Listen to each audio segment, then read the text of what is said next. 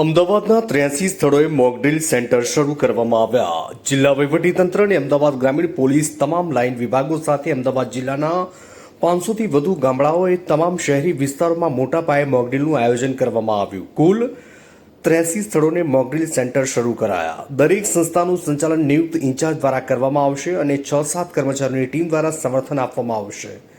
દરેક mock drill cluster 5-6 ગામોને આવરી લેશે, જેમાં ભાગ લેવા માટે તમામ ઘટક ગામડાઓમાંથી સ્વયંસેવકોને એકત્રિત કરવામાં આવશે.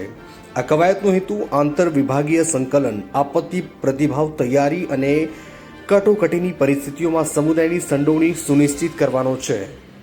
રિપોર્ટર ધવલ પટેલ, અમદાવાદ.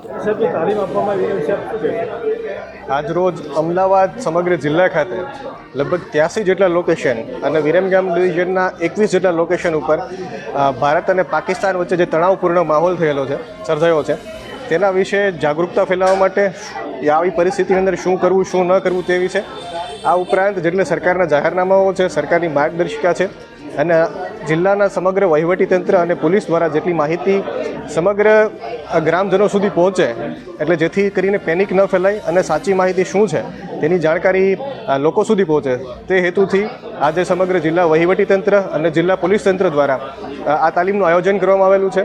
આ તાલીમની અંદર લગભગ સમગ્ર વિસ્તારના તમામ સમાજના આગેવાનો, સમાજના અગ્રણીઓ અને જિલ્લાના વિવિધ વહીવટીતંત્રના અધિકારીઓ દ્વારા તાલીમ આપવામાં આવેલી છે. આ ઉપરાંત આવનારા સમયમાં પણ આવી તાલીમોનું આયોજન કરવામાં આવશે અને વિરમગામ શહેરની અથવા તો વિરમગામ ડિવિઝનની તમામ જનતાને એક કેટલી અપીલ છે કે કોઈ પણ સોશિયલ મીડિયાની અંદર ખોટા મેસેજો, જે અફવાઓ ફેલાય છે તેમનો વધારે પ્રચાર ના કરવો. આ ઉપરાંત સરકારના જાહેરનામા છે, અત્યારે જાહેરનામું પ્રસિદ્ધ કરવામાં આવેલું છે સરકારશ્રી દ્વારા કે ડ્રોન અને ફટાકડા ઉપર પ્રતિબંધ છે, તો સરકારના જાહેરનામાનું પાલન કરવું અને સરકારને તમામ સહકાર આપવો આવી પરિસ્થિતિની અંદર, એ જ આપણો સાચો નાગરિક ધર્મ છે. આથી તમામ નાગરિકો સહકાર આપે તેવી અપીલ સાથે જય હિન્દ, જય ભારત.